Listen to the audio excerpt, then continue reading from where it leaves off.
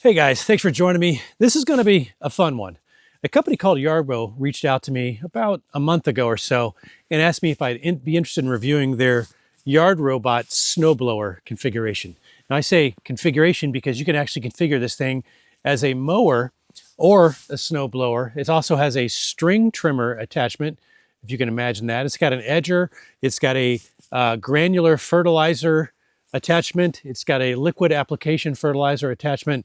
It's got a blower attachment. So this thing is extremely capable if you go in on all the various things. And it all starts with this YARBO core unit right here. Now I don't have all of the other features because actually it's winter, as you might be able to tell, but I do have the snowblower unit. And I was extremely excited, by the way, because of the other couple of yard robots that are mowing robots that I have.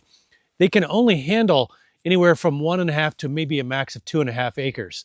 And that's not enough for me to cover my entire mowable property area. I have a 6-acre property with about, I would say 4.5 acres, let's call it, of mowable area. So this is going to enable me, when I add the mower unit, to mow the entire property and not just have to maybe just do the front and then have to ride the big mower in the back.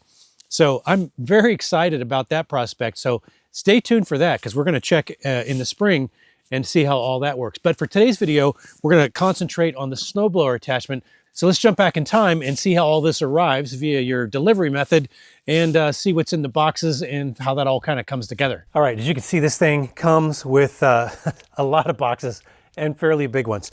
Now you can see I'm in short sleeves today.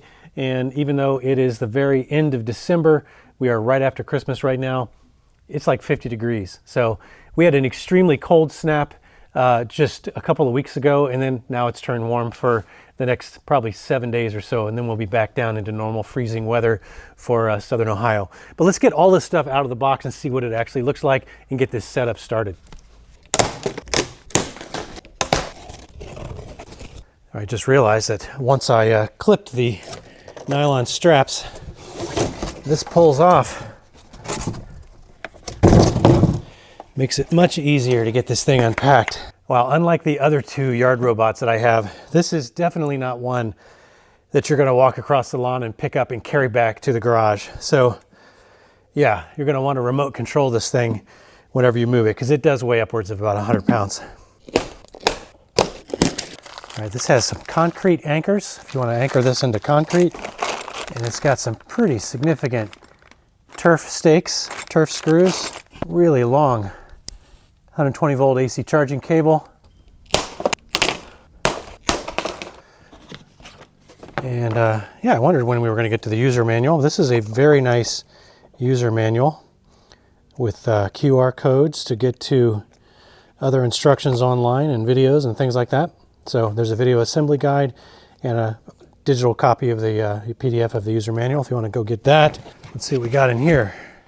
All right, so it looks like this particular box contains all of the rest of the pieces and parts you need for assembly. Looks like they give you a set of tools, and this looks like this is probably a trailer hitch option for that because I've actually seen video where this thing can tow a car, if you can believe that.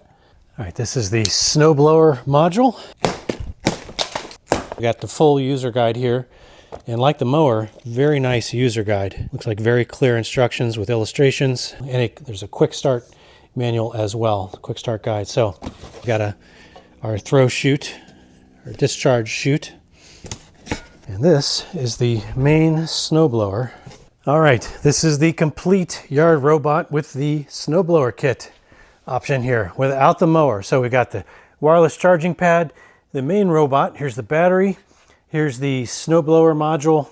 And by the way, this snowblower module does come with these studded tracks. So you can put studded tracks on here and keep this thing from slipping. I'm going to have to go through the manuals very carefully before I start trying to assemble anything. And then we'll get this thing all ready to go. And then all we need is some snow.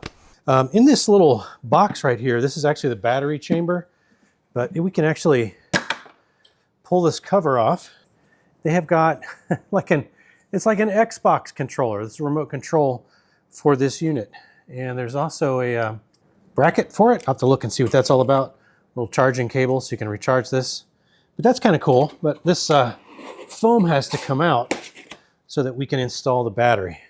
But this is pretty cool. It literally looks like a rebranded PlayStation or Xbox controller. Probably is. All right, let's go ahead and put the battery in there. I think that just connects right in there. And this just snaps back into place. Like that.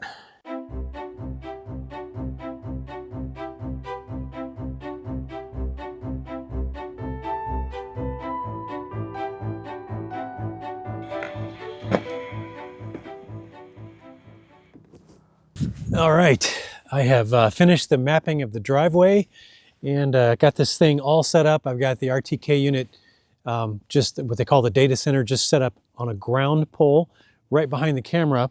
And then as you can see, I've got the wireless charging pad dock station here set up right here. I've temporarily got the cables run at the moment. I wanted to get this all set up because we do have some snow in the fairly near forecast here, maybe in a couple of days. It is game on. We finally got a snowstorm, and this is supposed to continue pretty much most of the day. So we are going to give this a little time to accumulate, and then we can finally get this YARBO snowblower beast out and see how it does. Little PSA here. I had the charging pad had a blue light, solid blue light, which meant that it was fully energized and ready to operate. However, you can see this little yellow line right here. I had the YARBO backed up even with the back of the charge pad here rather than that yellow line. And when you pull it back that far, it's not charging.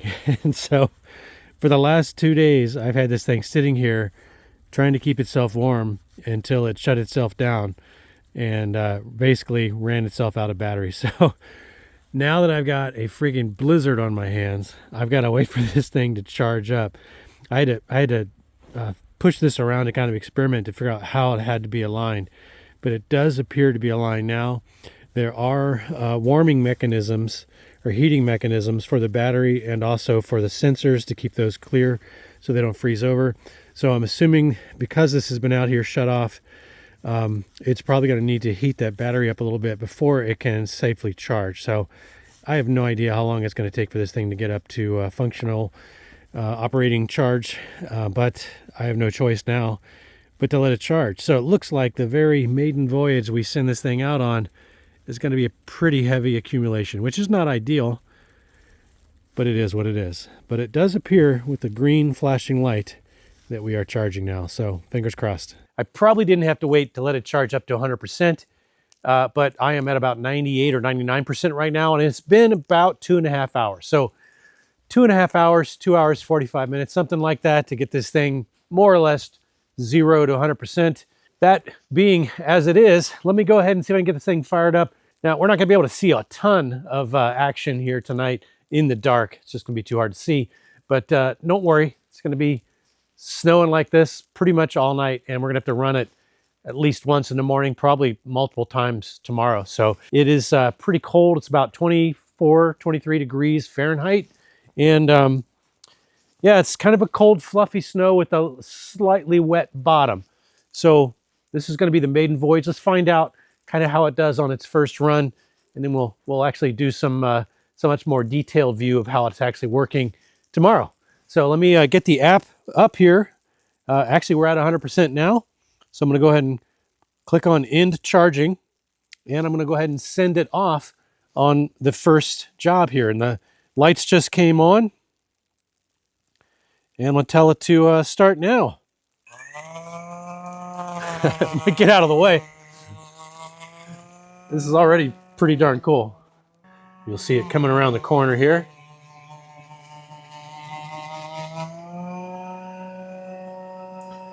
It's basically having to clear a path.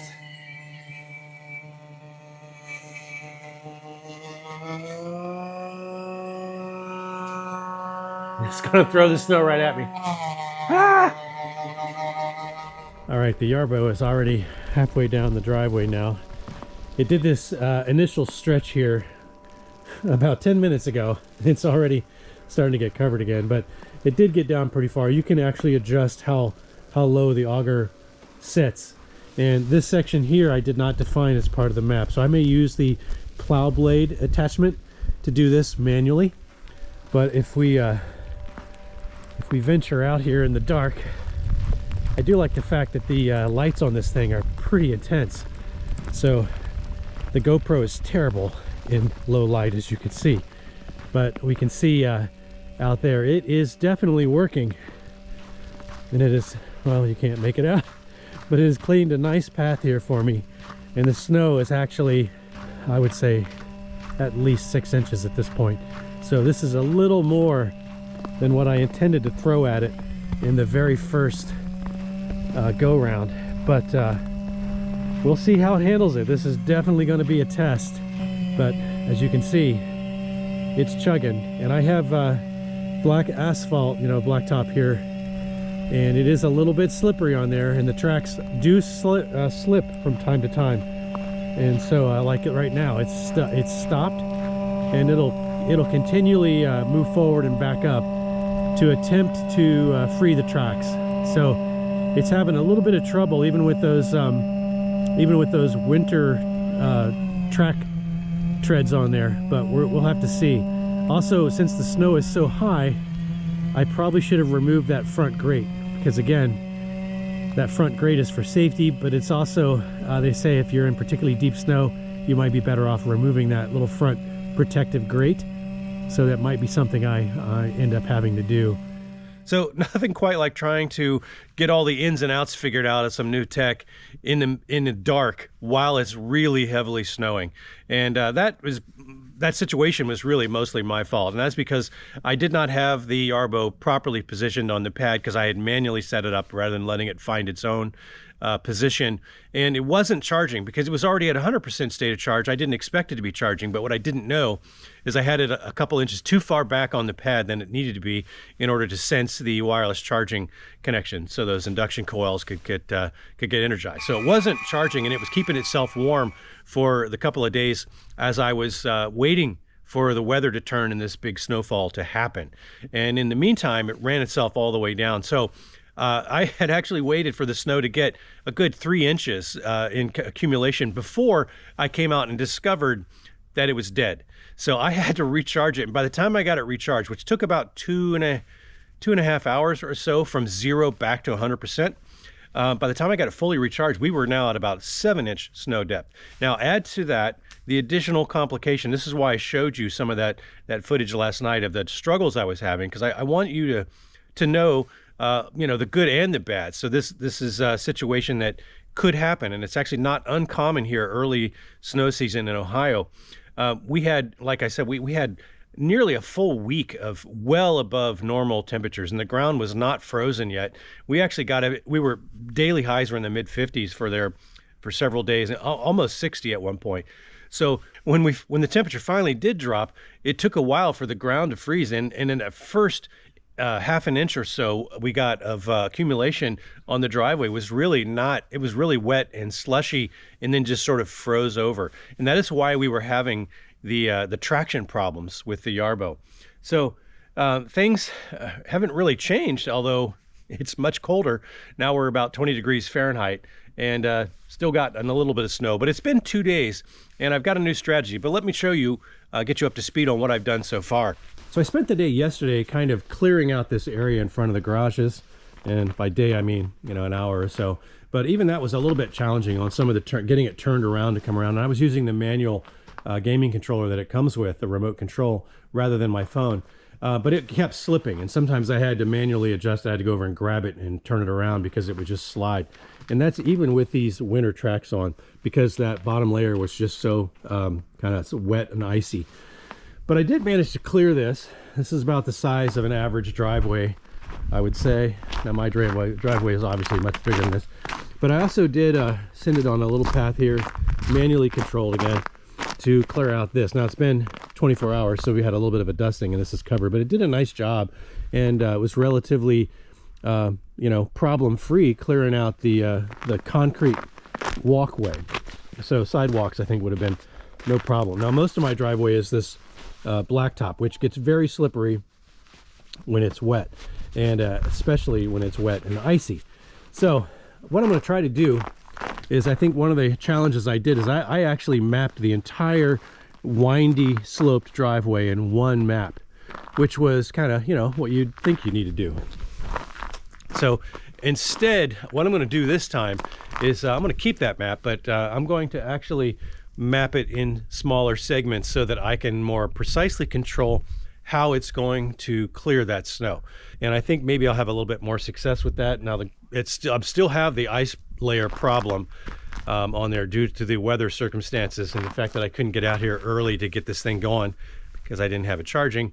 But we're going to see if we can remedy all that, and I'm going to redefine those maps. So let me kind of just get to that, and let's see what we can do. Now, I've defined a new area, as you can see, where it's cleared, kind of a rectangle, so I could throw the snow to this side, and I'll define this area where I can throw the snow to that side. Since it's such a wide area, I have a better shot of just not making it harder to get the snow out of its way, so it's not blowing snow into its path. So we're going to see how this does. So far so good. There's a solid inch of pretty solid ice on that bottom. So I've actually set the map to allow me to do 2 runs, so it'll do an area twice. I think it detected me. I got to back away. I got person detection on, so it shuts off once it detects somebody for safety reasons. And because I have heavy snow, I have the safety grate removed, which is only recommended for very heavy snow. You can define the auger height, the module right there. You can see how it's adjusting the height. Again, it's detected me, so it shut down. So I need to get suitable distance away. But it can adjust the auger height automatically while it's running a clearance run, while it's plowing. But you can also specify the minimum height. So a height, you don't want it to go too low. So I set it to about 1/2 inch for the very first pass, and then on the second pass you can define a different auger height. So I set it down to like 0.14 inches on the second pass. So we'll see how that works. But this is actually working a lot better now. So you can see I got about a 12-foot throw on the snow, and it is handling traction right now, which is very encouraging. I think some of that has to do with the fact that I set the auger height a little bit higher. The lower you set it, the more likely it is to slip. So that's why I have it set fairly high at that 1/2 inch on the first pass.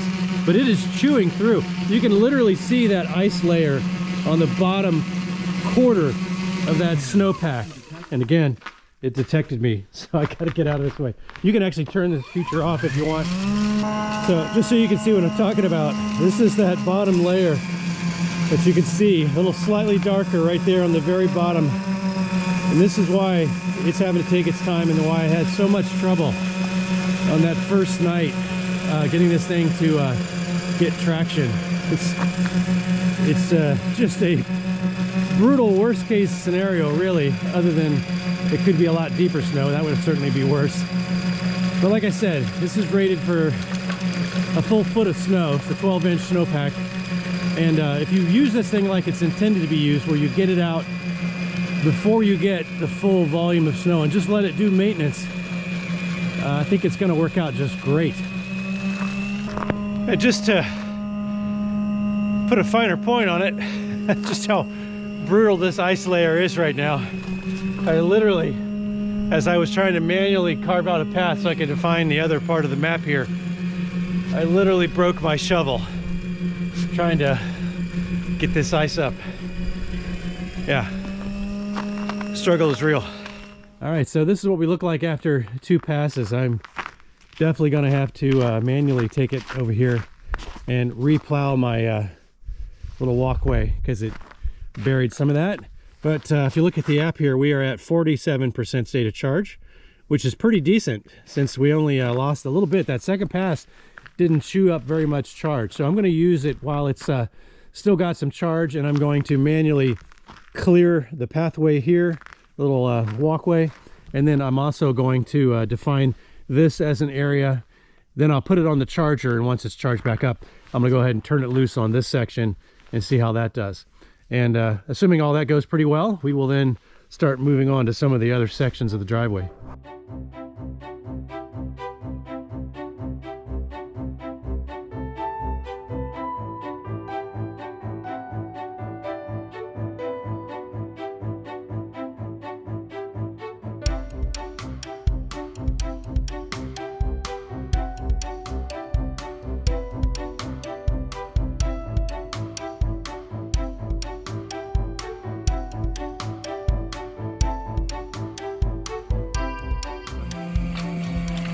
Yeah, so it's actually clearing snow from the charge pad, which is cool. I didn't realize that it did that.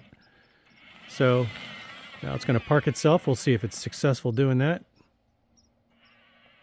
It's a little bit to the left. We'll see if it centers itself. I did turn off the person detection, so it shouldn't mind me being here. Yep, it is centering itself. It's pretty cool how precise this thing actually is. You can see, I don't know if you can make this out, but it's literally lining the tracks up with those little yellow dashes on the side of the charge unit. Now there's a little blue light in the back, and if it's successful, you'll see that blue light right back here Ready to charge. Start flashing green. So we'll see if it does that. It shut the lights off, and we are flashing. Start charging. Now it's flashing green. So cool. This thing got back to the charging dock without me having to do anything. Now this bottom part is the steepest part of my driveway, and if we take a look here, according to my app, I'm at 9.4 degrees. And the YARBO is rated for up to a 20-degree incline, but of course that's probably more suitable rating for things like mowing than pushing or trying to plow through heavy snow uphill. So there is going to be a bit of a challenge, especially if you have that slushy bottom layer, and you want to be aware of that. If you have a driveway with a significant slope, say somewhere greater than like 5 degrees, and actually even on flat ground you can experience slippages if the conditions are right. Yeah, just be aware of that.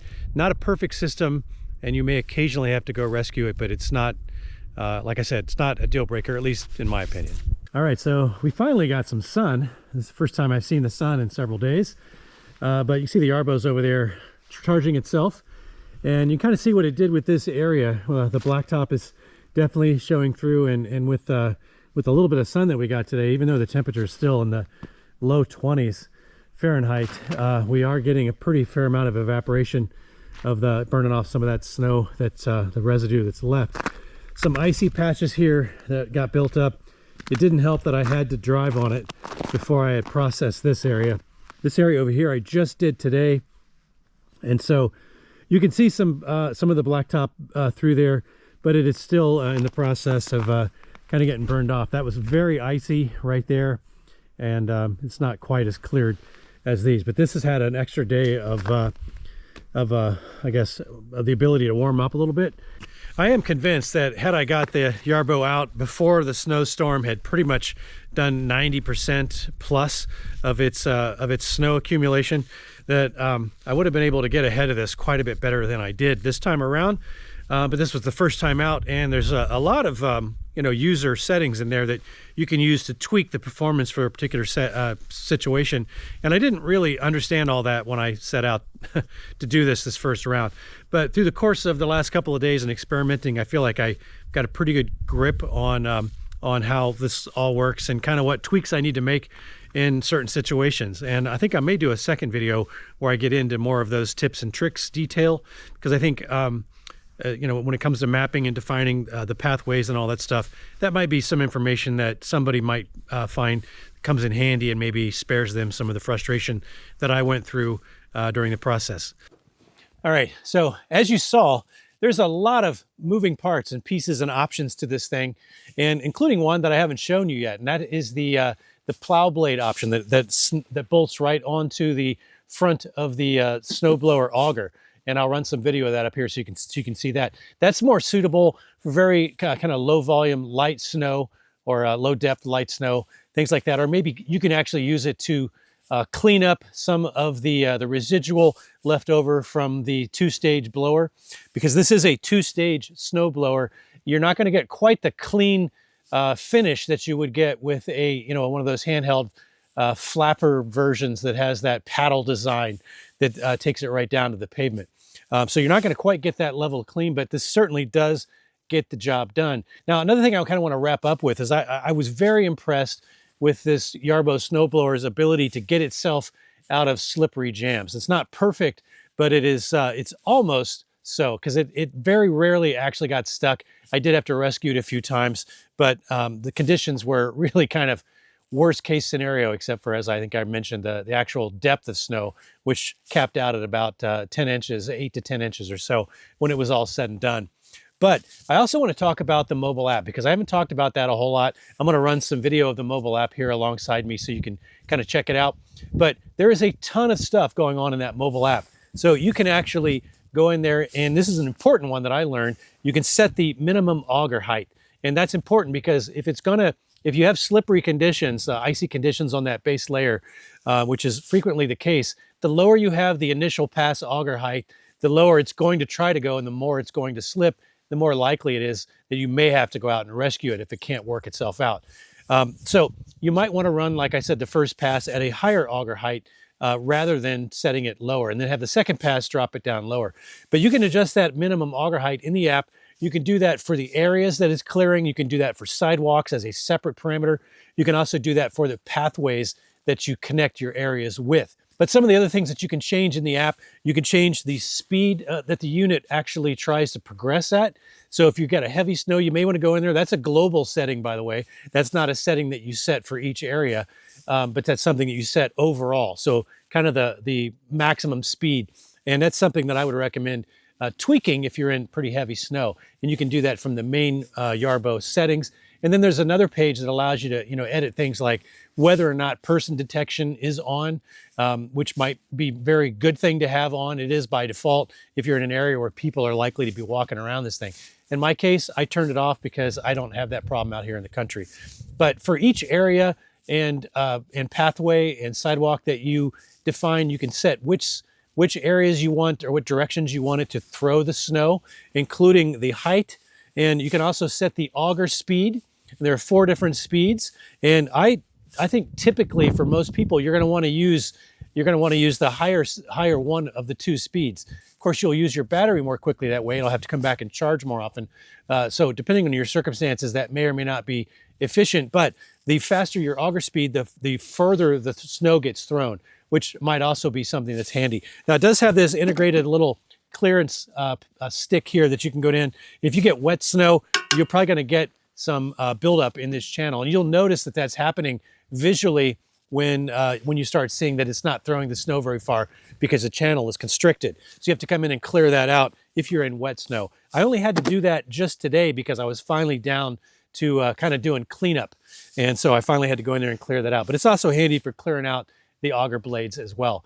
But in addition to auger blade speed and the angle and direction of the discharge chute, you can also define things like overlap.